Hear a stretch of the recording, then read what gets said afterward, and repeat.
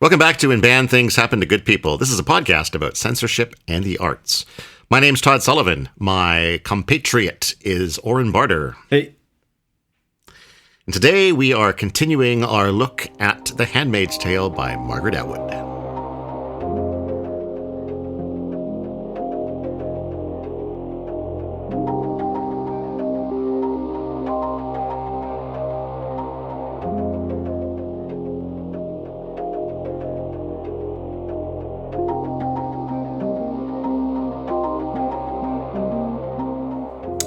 Take a big sip, get some crunching on. I'll get some crunching, yeah.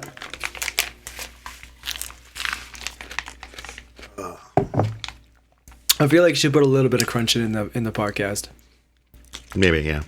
Just a little bit. Well, I mean, you haven't listened to it yet, but I did include your super loud slurp at the beginning of the last episode. I kept that in because it was just it timed nicely. Like it was right before I actually got the introduction out, so I was like, I'll keep this in because Oren making loud slurping noises is almost like it's part one of our trademarks. It's canon, right? It's canon. Yeah, it's canon, exactly. Welcome back to checking this book out, Oren. Yeah.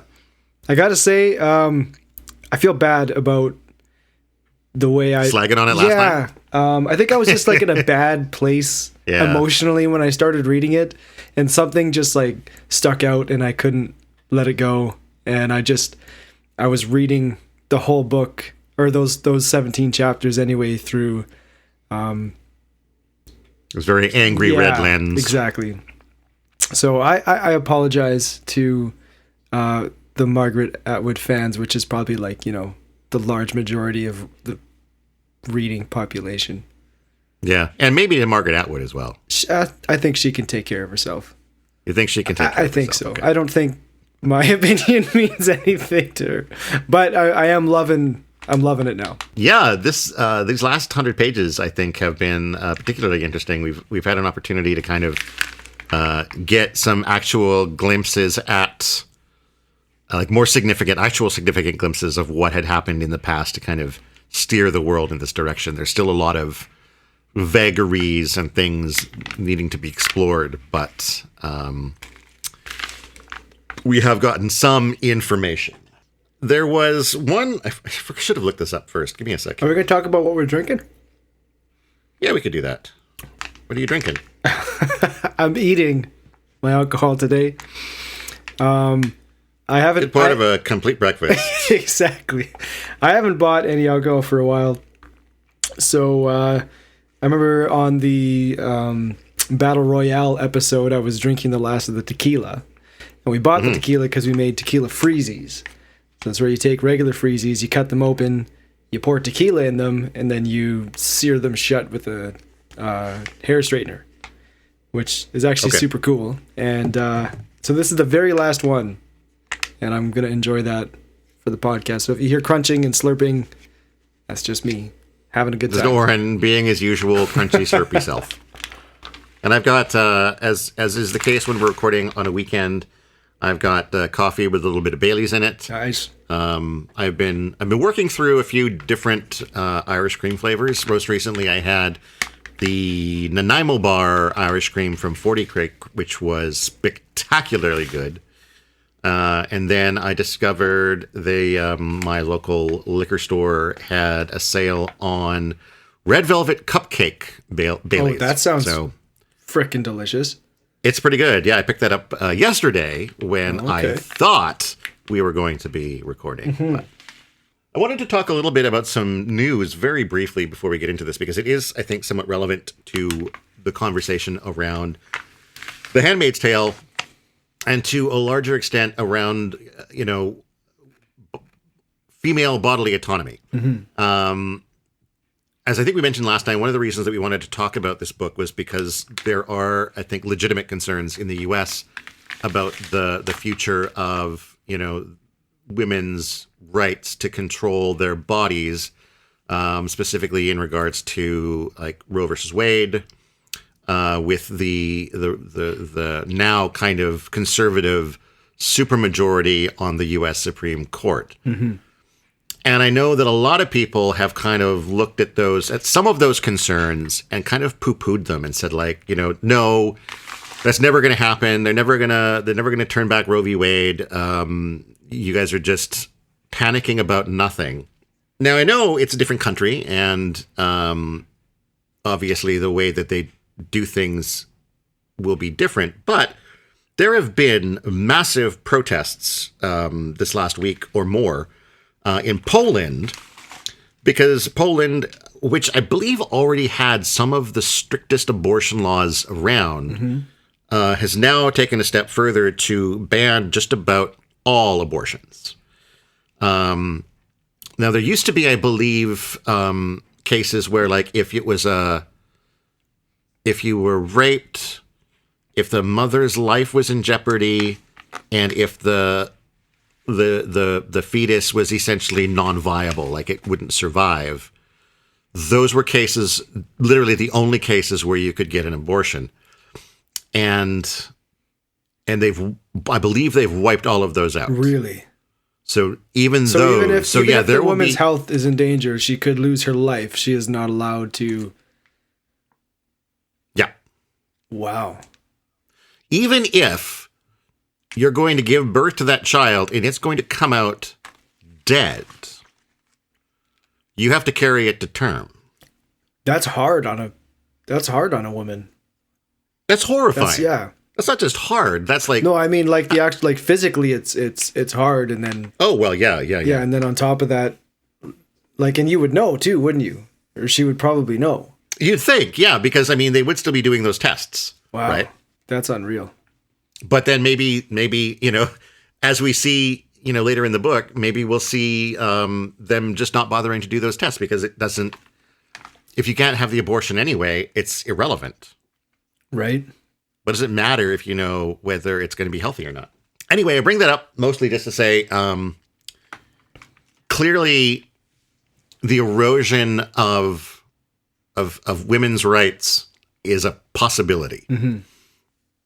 If other countries are doing it, it could certainly rear its ugly head in the United States, and there is a pretty rabid faction of people who are opposed to abortion and want to put a stop to it. So now that we've had an opportunity to talk about the dystopia that's going on in Poland right now, let's dig into this fictional dystopia, which does manage to be slightly worse than what's going on in Poland. So that's props to Poland for not quite matching the dystopia of The Handmaid's Tale yet. Yeah, way to go! You guys are making great strides in being complete and utter douchebags. So this week we are covering chapters 18 through 30, which includes part 7, Night, part 8, Birthday, part 9, Night, part 10, Soul Scrolls, and part 9, Night. As we discussed last time, it is structured, the book is structured in a way so that, like, every other section is, you have a section about Offred, kind of very isolated, and her thoughts and her memories and things like that. And then it's countered with the next section being with Offred out and about and interacting with people. There's still memories and things like that, but it's more, those memories seem to generally be about other people as well, and sort of this back and forth. And it's an intentional structure that Margaret Atwood used, and that's why we have so many sections called things like Night, or last time we had a Nep. Picking up from where we left off last time, I guess the last thing we talked about was the fact that Nick had encountered her in the middle of the night and said that he wants to see you. Mm-hmm. And we had some disagreement on who that he might be. Like, I mean, I just assumed it was the commander.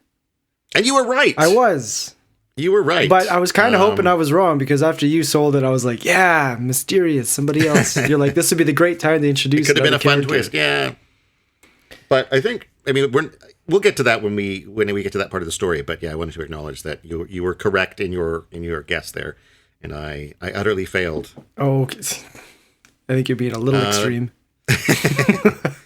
So in chapter 18, in Night, she's sort of lying in bed, and she's feeling alone, and she finds herself wishing that someone else was there with her, and kind of goes through this part memory, part dream process of imagining, I guess it is more a dream, because she's imagining what might have happened to Luke. Yeah, like she has these different versions of Luke that exist in her head.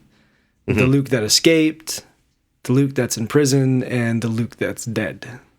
Yeah. And I found it really interesting in this section, and it does come up again, her emphasis on clothing. Right? The different version of Luke is always wearing different clothing.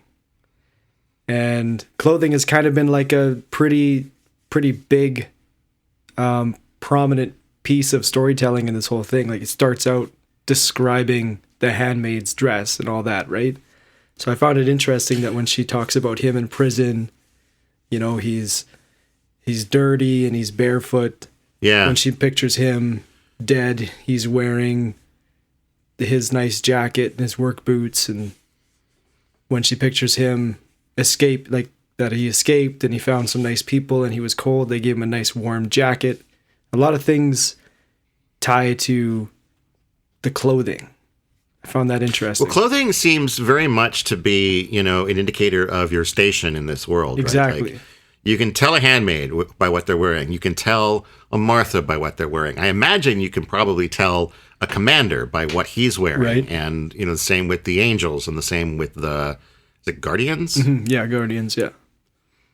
So yeah, it's not surprising that she's seeing those different, and it is an interesting detail though that Margaret Atwood would decide to like emphasize that in those sections to maybe draw attention to the fact that clothing is sort of really important in defining who people are in this world. And also, I think defining their comfort level too, right?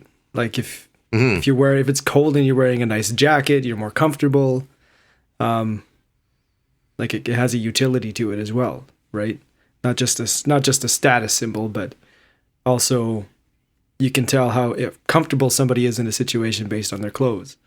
Like I'll just jump ahead because because I'll just jump ahead a little bit here to the next chapter, just something I wanted to bring up. She talks about how she imagines her daughter as well, and she imagines her in her small green nightgown with a sunflower on the front and her feet bare. And I found it interesting, that contrast when she imagines her daughter, you know, carefree, happy, healthy. She pictures her with bare feet. And the bare feet in that instance means freedom and youthfulness. And when she pictures Luke in prison, she pictures him barefoot as well. But in that case, it means, you know, he has no control over his situation. His feet are dirty and cold. Yeah. I found that interesting, that contrast there. And I think what we get from this too is this: we know now for sure that Offred and Luke were separated when they, you know, while they were running through the field there. Like there's a memory of Offred running through the field with her daughter and them being separated. And I think she heard gunshots behind them, which she thinks might have been, you know, directed at Luke. Mm-hmm. But the point is that they end up separated in that field, and she has no way of knowing what happened to him. Or her daughter, for that matter. Mm-hmm. That's pretty much all we get from Night. Then we hit to Birthday, which covers chapters 19 to 23. This is sort of a big... It's really narratively interesting, but it's also a chance to get a deep glimpse into some of what's going on in this world. Which chapter did you jump? I had quite a few notes in chapter 19. Okay, we're starting with chapter 19. Oh, right, okay. I thought you jumped. See what I've done, and this is where we might be different. Like the chapters are so short that I'm taking notes more or less based on the part. So I've got notes about part 8, Birthday, that aren't really broken down into specific chapter bits. Okay. But certainly, you want to start. Let's have you start on chapter 19. Okay. There was quite a bit of, like, I got a note here about how she thinks that maybe she's just living in a delusion and the reality that she's in isn't real. And it's almost like she would wish that more than she'd wish to just be crazy than to actually be in the situation. And it talks a lot about how like life has become so boring and minimalist for her that anything can bring her joy. Like, to look at the egg gives me intense pleasure was a sentence that she said to herself. Right. Yeah. Like, the amount of description on the surface of that egg in the morning was just like astounding. Yeah. So I think she's like, the boredom is really getting to her where anything kind of becomes something for her. Well, and it seems like, she's in a world very much run by routines, right? Mm-hmm. Like on a certain day, you go to the market, you meet your friend, you come back, once a month, it's time for the fucking. No, the ceremony. The ceremony. Well, the ceremony and then also the fucking. Right. They're separate things. Are they separate things? I thought the fucking was part of the ceremony. I mean, they're done in two different rooms. Oh, okay, that's true. That's true. I think if you have to change rooms, you've officially started a new process. Okay. I don't know. Oh, and in chapter 19, we also came across the birthmobile. Yeah, exactly. She gets summoned to the birthmobile. We find out what a birthmobile is. Not nearly as terrifying as we thought it was. No, it's basically just like a taxi to bring all of the handmaids to a birth to help in the process of birthing. It's quite nice, in fact. It was interesting to hear that all the handmaids were in the room and, like the other wives were there to support the wife. And then the doctors were just like tucked away in the corner of the property in a van. Just in case they were needed. Yeah, totally different than the reality here, right? Yeah, but again, like that speaks to the larger picture of what's going on in that world. Mm-hmm. Speaking about doctors. We also find out in this chapter what unbabies are. Mm-hmm. They're basically mutated children that can't live. Or are they mutated children who they don't want them to live? I mean, that could be too. Which is kind of like, I found that interesting because like an unbaby is a baby born with like a snout or some defect or born without arms. Yeah, they're basically born without, with like some kind of a physical defect. But which happens. Sorry. Well, it's important though that this happens without anyone knowing to expect it because they don't do any tests anymore. Yeah. But I also found it interesting that they're so against abortion, right? And the removing of life. But then if this life isn't exactly how they wanted it, then it is unlife in their eyes, right? They justify it because that's not a baby. That's an unbaby. That is not a human baby. There's something off with it, right? Yeah. I hadn't sort of made that connection about like like when I read it, I assumed that they were saying that unbabies just didn't survive, but that was is entirely possible that it goes that one step further. Yeah. Right, but to take it that one step further and say that like, not only that, but here's a physically deformed baby that potentially could survive, but we're going to like put a pillow over its face to get rid of it because we're not interested in having something like that. Yeah. And with the, decline in birth rates, that's a pretty extreme sentiment, really. Yeah. They're not only worried about giving birth, but they want the ideal birth. Mm-hmm. Right. We also learned about the birthing chair, which allows the wives to become sort of a part of the birth in the same way that the wives are part of the impregnating. The birthing chair, basically, the handmaid sits in the sort of the lower part of the chair to give birth. The mother or the wife sits slightly above her with the handmaid laying back into her arms and that sort of thing. And they kind of, they give birth together in this weird kind of ritualistic way that isn't at all strange or creepy. It's totally strange. It's the same way that they have sex to get pregnant. Yeah. Right. I just want to jump back for a second here. I do have a note here about the unbabies. Okay, sure. Or something else, an unbaby with a pinhead or a snout like a dog or two bodies or a hole in its heart. Which, I mean, a lot of those probably would be stillbirths, I think. I'm not a doctor, so I don't know. But or no arms, which I can't see would be a stillbirth. And this one really struck with me, or webbed hands and feet. That's a very common birth defect. And it doesn't affect you at all. And they would still be considered an unbaby. So I think their criteria is pretty extreme. Yeah, seems like it. Sorry, what you were talking about? The weird birthing. Yeah. The birthing chair. Well, the other thing I got thinking about, though, speaking of the birth defects, was like, how many pregnancies are being done through handmaids, and how many are being done through wives? Like, do wives ever get pregnant? Because I feel like if a wife got pregnant, they would want to have, the prenatal tests. Right. They would want to have proper medical care from the doctors in advance. Are those things happening if the wives or, and again, the book isn't entirely clear on this. Do wives just never get pregnant? Like, it was my assumption that the handmaids were there for if the wife couldn't conceive. Mm-hmm. But do they just go straight to the handmaids anyway? I haven't been able to sort of figure that out. Well, Serena Joy for sure, I think, is past her ability to have children. And the way that she's described, true. Right? Like, she would be postmenopausal and all that. But maybe, there's a certain amount of danger that comes with childbirth too. Maybe some wives just don't want to put themselves in that situation. Mm-hmm. I don't know.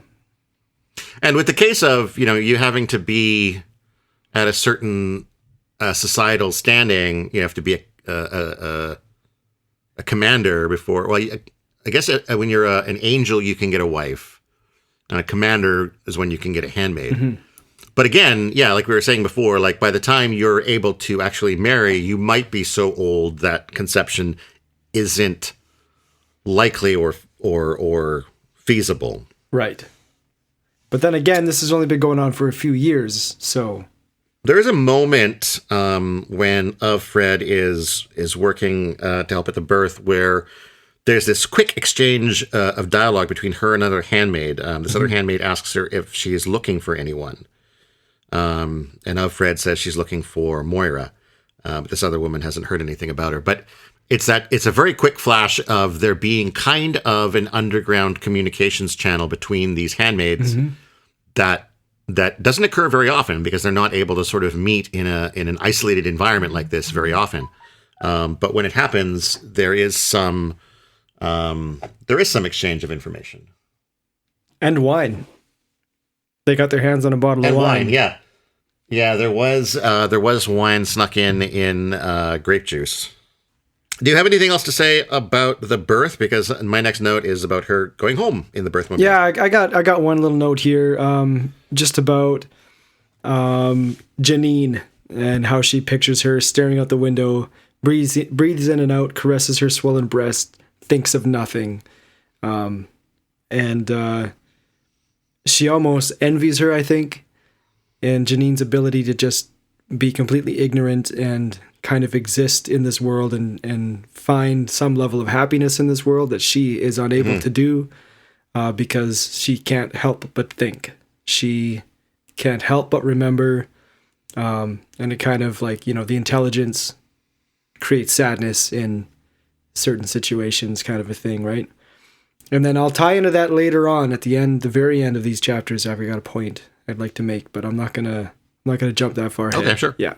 Offred returns home in the birthmobile, and then goes to rest because I guess helping someone give birth naturally can be quite an exhausting experience. And while she's resting, we are treated to another memory, this time of how Moira escaped from where the handmaids were being trained. And it bugs me because I remember Offred gave the location a name. It was something like the Red School or something like that. But I can't remember what she called it, and it bugs me that I didn't write it down so that I could actually refer to it by that. But I'm gonna call it the Red School. Just that'll be our headcanon for it. Okay, yeah, I can't remember reference to it. I can't remember what it's called either.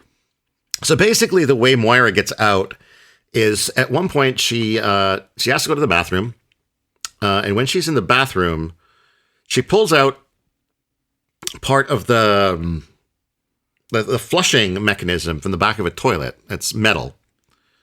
And I got the feeling that this is something she'd been working on for a little while, like able to get it sharp enough that she could like use it as a weapon. And then, yeah, she basically comes out and pokes it in the ribs of the woman who is guarding her and says, I'm getting the fuck out of here. And does. Yeah, she ties her up and throws on her clothes and assumes the position of somebody who knows what the fuck they're doing. Walks right out the front door. Right out the front door, yeah. Yeah. Which is pretty bold and pretty impressive. And now we have yet another character whose fate is unknown to us. You know, I don't think we're going to see Moira or Luke again. I think this is the sort of world where, like, even if you do manage to escape, you don't escape for very long. It seems like it, yeah. But it would be interesting to see if either of these characters arrive again. And that takes us to the next meeting between Offred and the first. This is the first time they meet. Okay, I would like to cut in just a little bit before that. And I just want to mention something that I think was, possibly bannable. Something that was pretty jarring. It was in the talk about, the same memory as when Moira escaped. I'm just going to read it out of the book here. Sure. They used to watch movies that would show the old ways, how bad they were, things like that. And she describes this one. Once we had to watch a woman being slowly cut into pieces, her fingers and breasts snipped off with garden shears.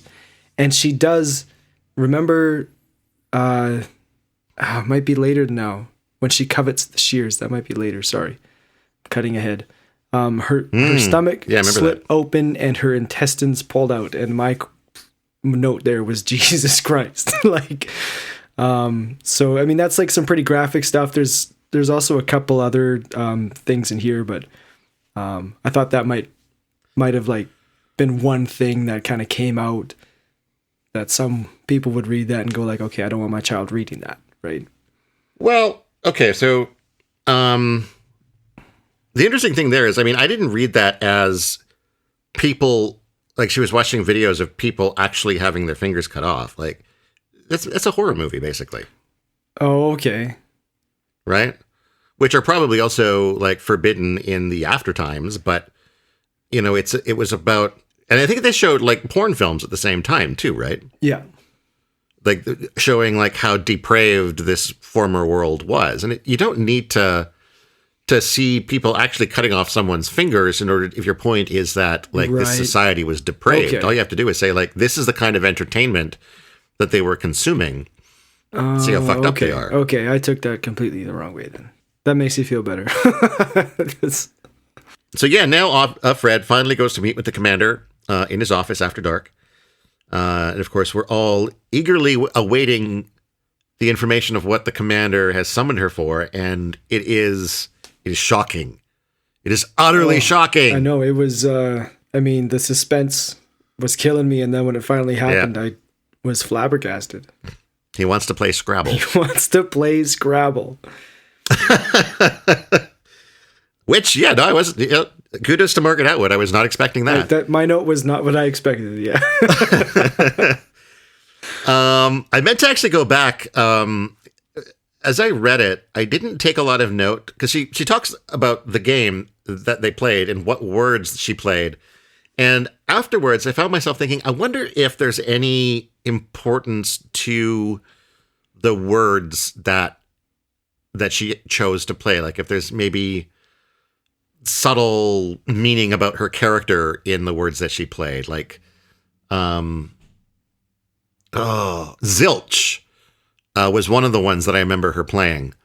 I thought maybe that's about like her emotions. Like she's emotionally empty. She has zero feelings. Her feelings are zilch. And I was going to go back and look at some of the other ones, but I never did. And then when they're done, they play 2 games. And then he just wants her to, give him a quick kiss. She does, but then like he criticizes it and says like, no, like you mean it. And in this moment, and this is the way it's written is interesting because it feels like it's something that she thinks about in the moment, but in fact, she's adding it to her memory of the moment as she's thinking back on the memory. Yeah, she mentions that a few times. Yeah, she talks about that chapter is a recreation. It's not really exactly how it happened. And so when she finds herself thinking about taking the toilet rod like Moira did and smuggling it into the commander's office and killing him with it, she makes note of the fact that she didn't actually think that at the time. It's something she thought about after as she reflected back on it.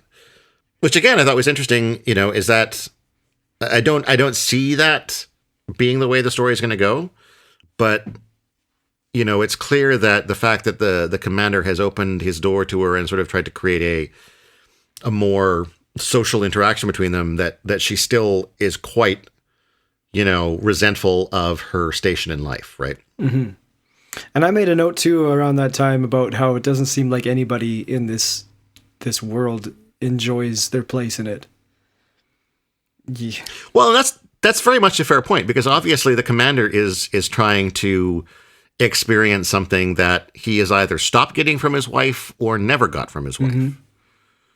He's obviously, not happy. I don't think his wife she's not allowed to read or write. And he's probably afraid that if he asked her to play Scrabble, she would turn him in or something like that, right? Yeah. Yeah, I guess that's true. Like if you turn to a handmaid for something like that, if she goes and turns you in, it's your word against hers. Exactly. Yeah, and being the commander, you're probably going to come out on that.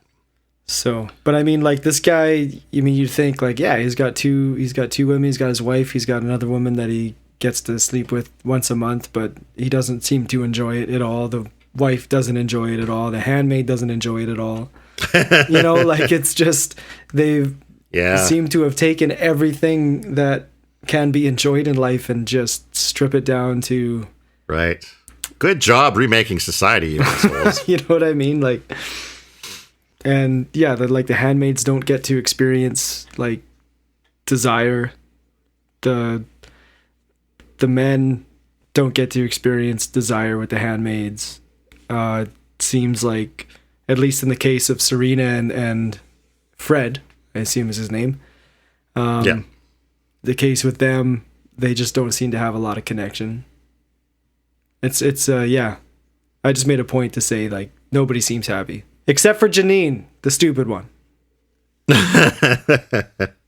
Yeah, that's the less. Well, I mean, there has been research to show that people with like less intelligence are generally happier. I think there's been studies to show that. Maybe I just made that up. Maybe you made that up to make yourself feel better. It's about why I'm so depressed all the time. Yeah. It's because I'm so smart. Because I'm such a smart guy. Do you have anything else before we move on to chapter 24? No, and I have nothing on chapter 24, so fill me in. What did I miss? It's mostly, we're back to a night section. Offred is back in a room, and she finds herself remembering this documentary that she watched as a young child. I guess her mother was watching it. And it's about this woman who, by the way it's described, was married to like this terrible, terrible man.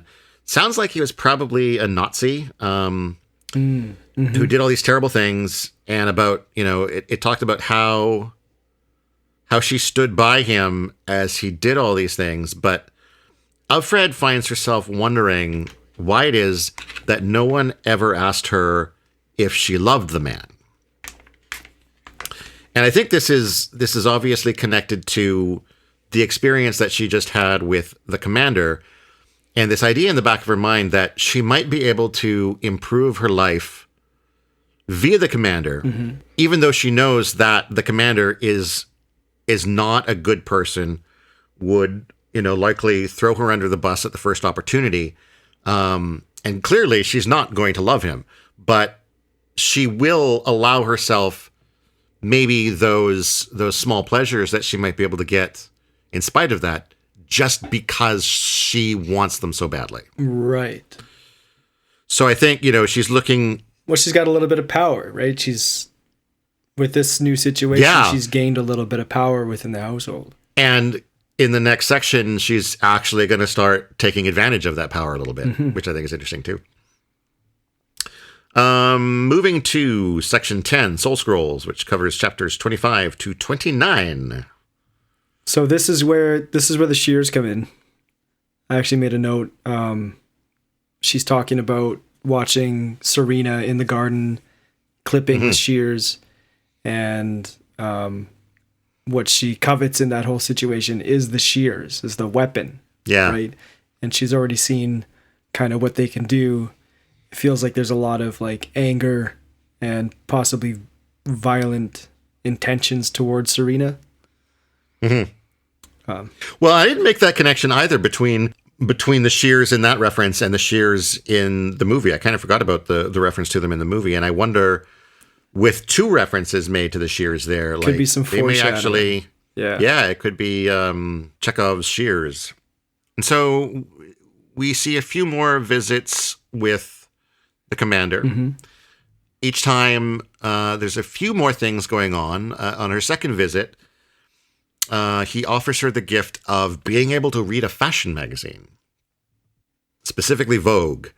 I guess he has managed to keep a little collection of old fashion magazines in order to entertain himself or maybe handmaids. I think, I didn't make note of it, I don't think, but I think, there's definitely a point where Glenn realizes that she's not the first handmaid who has had this interaction with the commander.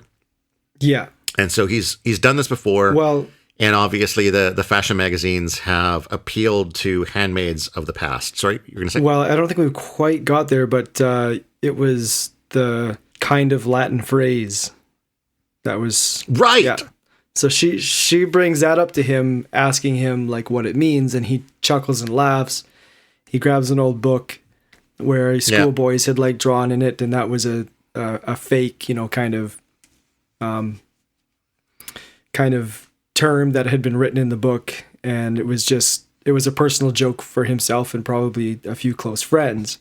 And she realizes that the other handmaid must have also been in this room, heard it from him, and gotten that bit of information from him. Yeah, either from him or from browsing that book or from whatever. Yeah. So then she asks what happened to her. Right, she hung herself. Yeah, I didn't write any of that stuff down, so I'm glad you brought that up. My notes in this section were more sporadic because this was a period where I was reading it in bed, and then I would have to get up later to go and write the notes down, and sometimes things would slip through the cracks there. Yeah. There was another interesting one in this this chapter I wanted to make was she asked for the moisturizer, right? Yeah, she does that on the third night. And then but she also thinks maybe she can get those bath oils, like those ones that are in the gel packs with the little, remember those old things? They were shaped like fish. You drop them in your bath, and they'd oil up your bath. And the way that she describes them like so nostalgically. And I think at the time of writing, they were probably like a big thing, right? They're probably new and exciting, and like they were cool, and people had them. And I remember, back in the 90s even, they were all over. You go to somebody's place, there's like a bowl of them in their bathroom sitting there, these cool little gel pack things. And it's not like they became illegal or were hard to make or anything like that, but they have kind of disappeared. And I had a nostalgic feeling for them too, simply because of the amount of time that had passed between. Yeah. Do you miss your oily bath? Well, no, it's just like nostalgic doesn't necessarily mean miss or want again. It's just reminds me of my childhood. Although they were pretty cool. I could use a couple. I think they've been replaced by bath bombs now. Yeah, bath bombs are pretty big right now. And then it's time for the ceremony and the great fucking again. the fucking. The fucking. What movie is that from? I don't know. It's some joke. But things are different now. Because her relationship with the commander has changed, their interaction during this, what should be mechanical process, has changed. She notes that she is sort of reacting shyly to him. He is being tender. At one point, he tries to reach out and touch her face, and she has to kind of dodge away and prevent it from happening so that, things don't look weird, because that's not supposed to happen. And then she even gives him shit about that afterwards. It's like, don't do that again. And then we have a scene where she's out with her friend or her walking companion of Glenn, and they encounter a store called Soul Scrolls, which, if I read it correctly, basically what happens is people can phone in to the store and request that the machines in this store read prayers for them. Does that sound like what you got from it? I kind of got that maybe they have them in their houses too, but maybe I'm wrong on that. But yeah, you phone in, and then they punch out the prayers on this repeating. Yeah, and then they repeat the prayer as many times as you've paid for or whatever. And then it also speaks it out in this robotic voice. Yeah, so that you don't have to do your own prayers anymore. You can have a machine do it for you. In heaven. Yeah. That was a terrible robot voice. That was a very terrible robot voice. It seems interesting, this idea that it's a society that's very clearly tried to take steps towards being more religious. And they just kind of. But now, one of the central points of that religion, they're like, we don't want to do this. We're going to outsource this to robots. Yeah. So we can just go back to not praying and living our terrible lives, except for the once a month fucking. See, but I think that speaks loudly to how people's faiths are. As long as they're presenting it, they're fine with it, Mm-hmm. Not there are a few people who are fanatically about following all of that stuff, but for the most part, I think people just want to have that that outward appearance of being faithful, but don't really want to do the work. Well, and there's a phrase for a certain type of Christian that only basically goes to church on the holidays, right? Like Easter, Christmas, Mass, that kind of thing. Right. And this kind of thing is a little bit like that. Like the society, the ideal of society in this world, or not world, but in this area, is that everyone is the kind of person that would go to church every single day. But most aren't actually like that. Most are the ones who are going to outsource their prayers instead of doing it themselves. Right. And so while Offred and Glenn are at this store, Glenn asks Offred if she believes that this sort of prayer works. And it's kind of a test, a striking moment in their relationship. Well, it could be. Yeah. It takes Offred off guard, because if she says no, she doesn't believe, that's basically committing a crime to confess that. Mm-hmm. And that would mean Glenn could potentially turn her in to the eye. But on the flip side of that, if Glenn was hoping that she would say no, and she does say yes, then she wouldn't have opened up to her in the same way that she did. So it was a test to see if she had the same... I guess. But the thing of it is, we still don't really know for sure if Glenn was being honest there. Right. It still could be that she wants to turn Offred in. I don't think so either. It seems like she was sincere and open, and she really opened up afterward. And it'll be interesting to see sort of what happens with their relationship over the sort of the final 100 pages of the book. Mm-hmm. And then we get to a section on the past where we learn rather a lot about sort of the early days in the transition to this new society here in Gilead. The president and I believe it was Congress are all murdered. Yep. She says the president was shot and Congress was machine gunned. And I think it was implied or stated that it was basically by Islamic terrorists. Yeah, I found that interesting because you'd think back then the obvious target would be the Russians or the communists or something. Yeah, but I mean there was definitely issues in the Middle East and around Islam back then as well. Okay. Not to the extent that it is now, but I did think it was interesting because it reads perfectly fine in 2020. It reads better than if it had been the Russians, right? Yeah. And so there's this basically this military takeover of the government. The Constitution is temporarily suspended until sort of things can be worked out. And then there's no sort of description about how much time passes until the next change, but the next thing we see, Offred is working someplace, and and her boss comes in and basically says, because I guess it's a room full of women working there. He says, "You've all been laid off." Yeah, but before that, her CompuCard or whatever, her bank card was Yes, her bank canceled card as well. wasn't working on the way to. She went to stop and buy cigarettes, and her bank card wasn't working, which she thought was odd. She was trying to call in to the CompuCard office or whatever to find out what was going on. Couldn't get through. Then she finds out she's been fired, and like every woman has been laid off. And basically, when she gets home and turns on the news, she discovers that that women can no longer own property.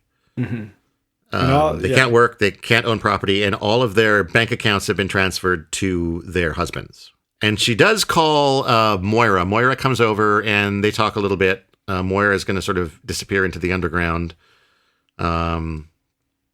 Mentions that in some cases, because Moira, I think at this point, we've discovered she's a lesbian. Yeah. And so obviously she doesn't have a male partner for those funds to go through. So, she mentioned how, they're going to probably transfer them to some of the gay male couples that they knew. And then, they could sneak them the money into the underground and that sort of thing. And then, her husband comes home and is like, it's okay. Everything will be fine. And he talks in we's, right? We'll get through this. We'll be fine. Mm-hmm. But already of Glenn is thinking of Fred is thinking like, what is this we? You didn't lose anything here. This isn't, we're not in this together because already our stations are substantially different. But I did think that the explanation about how that all played out was interesting. Yeah, I enjoyed that, especially coming from like the last episode where I was like, how did all this happen so quickly? Yeah. I need more explanation before I can. Yeah, no, it was really, really enlightening. And I think that's sort of the most amount of information that we've gotten about the past in sort of one section. I think so. Yeah, it was a lot. It was. I mean, there's a lot of stuff here to cover. I don't think we can cover it all, but yeah. And so then after that sort of flashback is done, we have one more visit to the commander. They play chess again. But on this visit, the commander asks Offred what she wants. And I thought her information was, her answer, I just gave away the answer. Her answer was interesting. What she wants is information. Mm-hmm. She wants to know what's going on in the outside world, which, of course, is a very valuable thing to ask for because, as we all know, information is power. Mm-hmm. Now, whether or not we can trust what she gets from the commander is another thing. Right.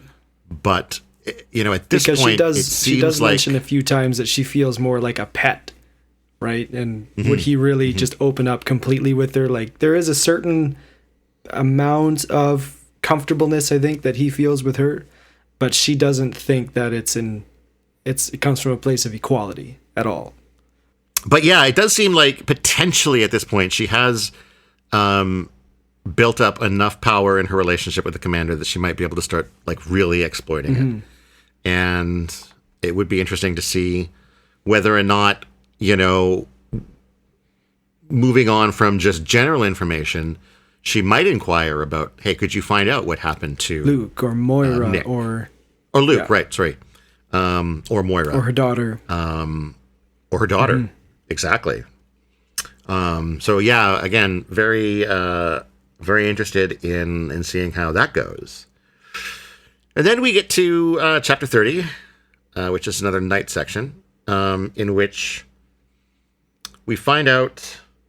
We get an anecdote about how Luke had to. It's when they're planning their escape. Yeah, they're gonna escape.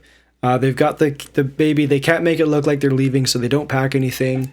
But they have a cat. Yeah, they're supposed to look like a day trip. And yeah, they have a cat. If they leave the cat outside, it's going to be meowing to come in. People will know there's something wrong.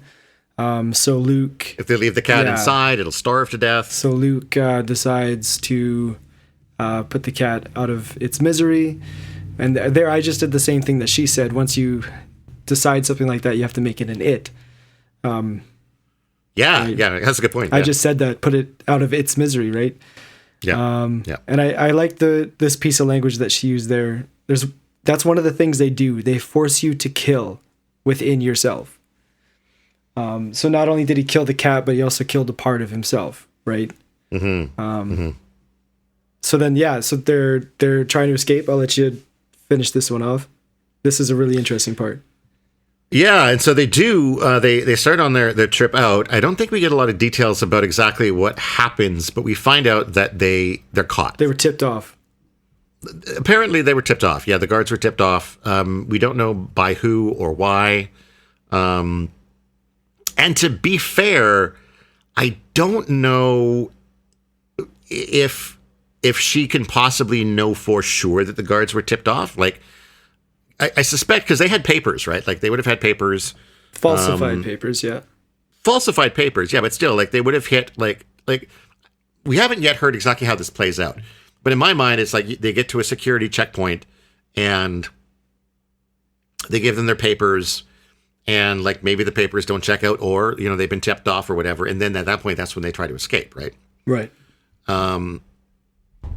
Now, it's possible that it could just be that their papers were falsified and the guards saw through the false papers. There's no, like, the guards wouldn't have gone, aha, we've been tipped off about you.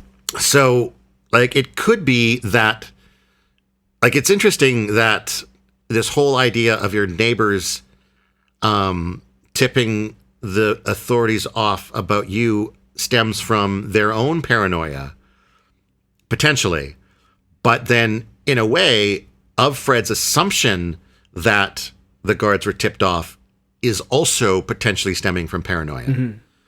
So it's just this message to me of how paranoid this society is at this point, and how everyone is peeking at each other from behind the blinds and waiting for someone to do something bad. Right. I do suspect we'll find out more details about the day of their attempted escape, because we've gotten little fragments around it. We've heard about their drive. We've heard about killing the cat before the drive. We've heard about their running through the fields. And I do think we'll get a little bit more to sort of solidify what happened there. Mm-hmm. And then sort of the latter half of this chapter is about prayer. We get a flashback to her in the Red School, where all of the handmaids are being sort of taught how to properly pray. Pray for things like emptiness, so that they can be filled up with, I guess, life when they receive a child. The proper posture to pray at, the proper position to put your body in when you're praying. Well, and I don't even think that the posture was like incredibly important. It was important to the Aunt Lydia or whatever it was. She just liked the aesthetic of it. Yeah. Is what it said in the book. Yeah. And I don't think it was Aunt Lydia. I think it was one of the other aunts. Okay, I think okay. Lydia seems to be the nicer one, and there's another aunt that's a bit more strict, but that's just a little nitpicky thing. Okay. And then there's a bit about praying sort of in the now, as Offred sitting on her bed, praying to God. And it's sort of a lot of like, I should pray for this, but that doesn't really matter. I should pray for that, but I'm actually fine in that way. I should pray for that. Da, da, da, da, da, da, da. And then kind of at the end of the prayer, it's just like, how do I keep going? Mm-hmm. How do I continue to live like this? Well, I made a couple of notes there.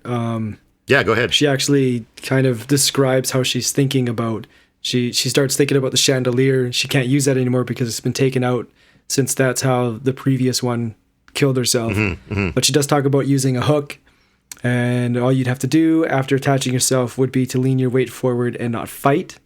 So she has a plan. And at the very, very end, the last words of chapter 30, "Oh God, it's no joke. Oh God, how can I keep on living?" Mm-hmm. And that actually tied together with a scene that we didn't really talk about, was when she and Nick kind of locked eyes in the moonlight when she was standing up in her room and he was down in the garden. Do you remember that one? I do, yeah. Very, and I think she even kind of ties it in with like Romeo and Juliet, right? Like how they cannot be together and how he can't be Luke, and so I'm I got this sneaking suspicion that this book is heading to a tragedy. Yeah. I can't really see a good way out at this point. And maybe that's on purpose. Maybe there'll be a twist, because she has given us quite a few of those.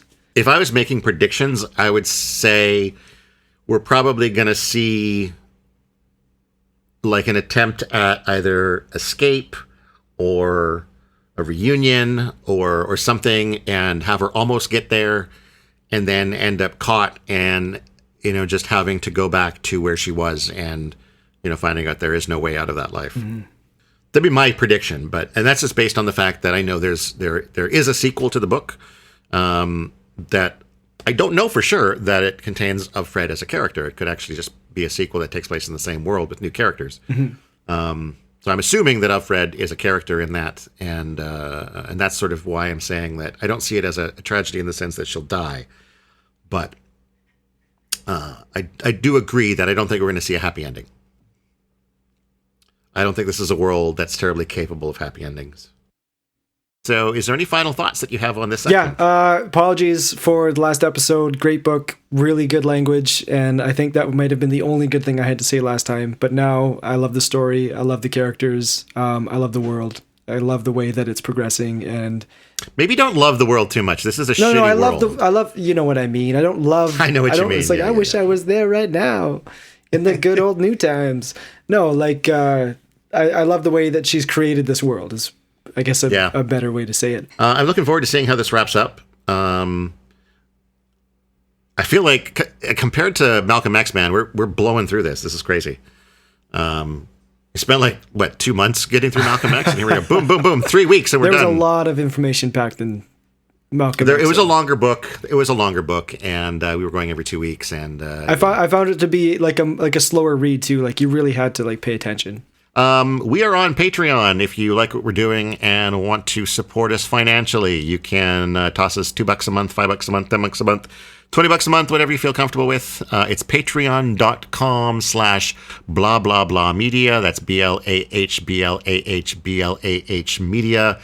We don't have a way yet to offer sort of one-time financial support. So if you just be like, I kind of like you, but I don't want to give you something every month, but here's $2 because I'm feeling kind of nice this week. We don't have a way to do that yet, but hopefully when we get our website up and running, we'll have an option to do that. You can find us on Facebook at facebook.com/bandthingshappen. And I believe you can email us at bandthings@gmail.com. I should double check that, but I'll check that out too.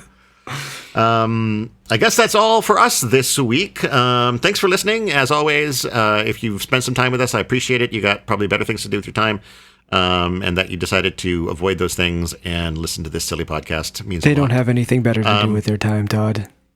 That's true. It's 2020, and everyone's staying at home and either listening to podcasts or starting podcasts or both. We're the egg. You hear the egg. Thanks for listening to the egg. I've been Todd Sullivan. I'm Warren Barter. Until next time, go read a fucking book.